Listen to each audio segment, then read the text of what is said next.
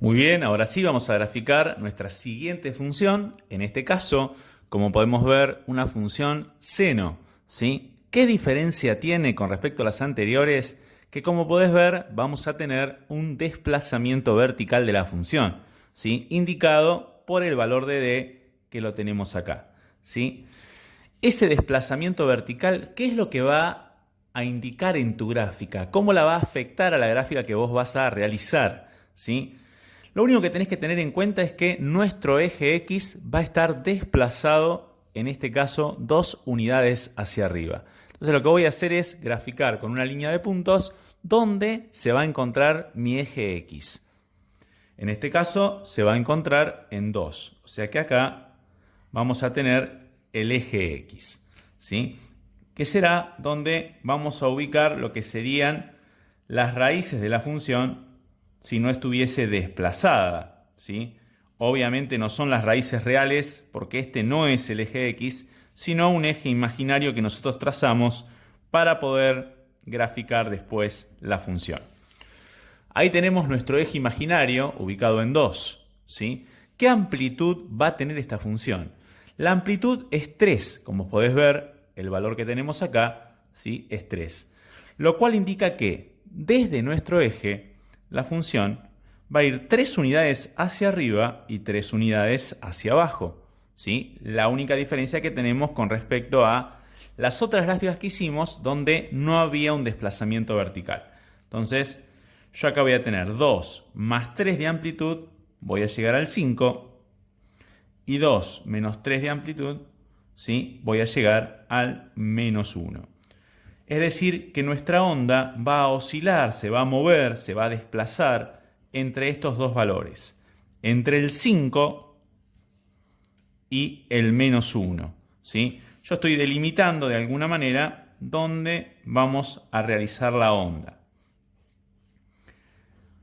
Posteriormente, el análisis que vamos a realizar es exactamente el mismo que veníamos haciendo hasta el momento. No tenemos ningún cambio en el análisis de la onda, de dónde están los máximos y los mínimos, cuál es su amplitud y cuál es su período, ¿sí? O el desplazamiento que pueda llegar a tener. Eso no va a cambiar.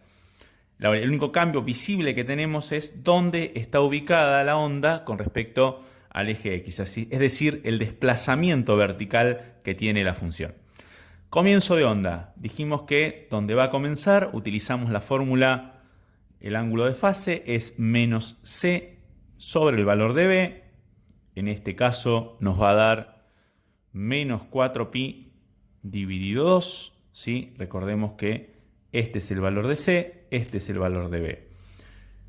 El ángulo de fase va a ser menos 2pi. Ahora, el período. Dijimos que el período es 2pi sobre el valor de b. Tenemos como período, en este caso, 2pi dividido 2. El período es 1pi. Tenemos dónde comienza, qué longitud de onda vamos a tener, es decir, el período. Ya podemos sacar dónde va a terminar la onda que tenemos que graficar.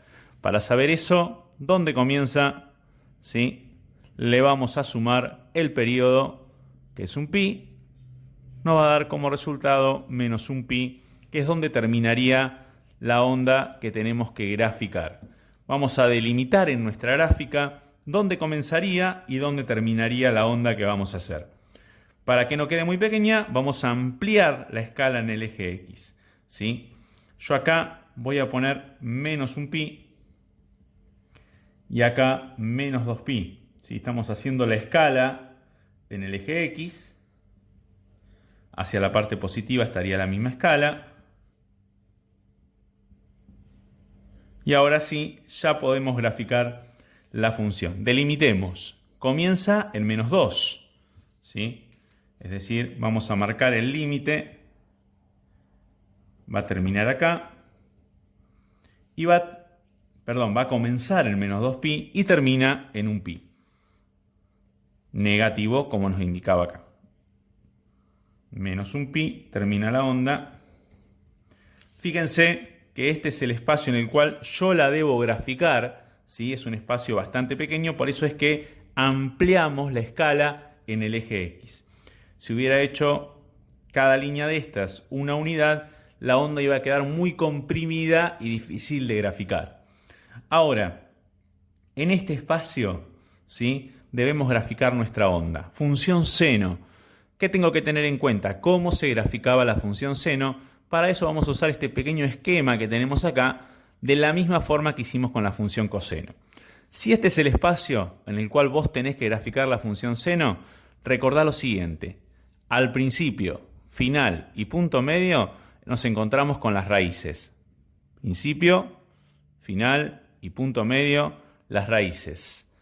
Como el valor de A es positivo, en la primera mitad, exactamente al medio, ¿sí?, en el punto medio, ¿qué te vas a encontrar? Con el máximo de la función.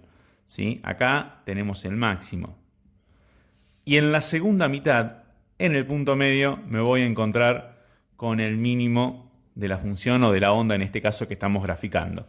Una vez que tengo los puntos marcados, ya los podemos unir con una curva, ¿sí?, formando la onda de la función seno. Es la misma onda que vamos a tener que graficar en este espacio que delimitamos en nuestra gráfica, ¿sí? Vamos a marcar, el espacio que tenemos es este, bastante reducido, ¿sí? Y acá algo importante, que las tres raíces que marcaste van a estar en tu eje imaginario, que está en 2, no sobre el eje X. No son raíces reales, sino son puntos, ¿sí?, que funcionan como si fuesen las raíces para poder marcar esta función. Dijimos, acá tengo el eje imaginario en 2, al principio, al final y en el punto medio voy a ubicar las raíces imaginarias, dijimos, y ahora sí, en la primera mitad voy a ubicar el máximo y en la segunda mitad voy a ubicar el mínimo de la onda. Una vez que tengo los puntos marcados, solo me quedaría unir, siempre con una curva, ¿sí?, máximo, raíz, el mínimo y volvemos a la otra raíz.